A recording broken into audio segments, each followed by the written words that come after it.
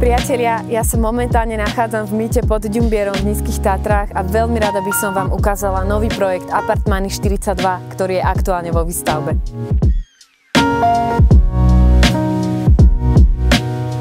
Pri výstavbe apartmánov boli využité len tie najvyššie štandardy stavebných materiálov.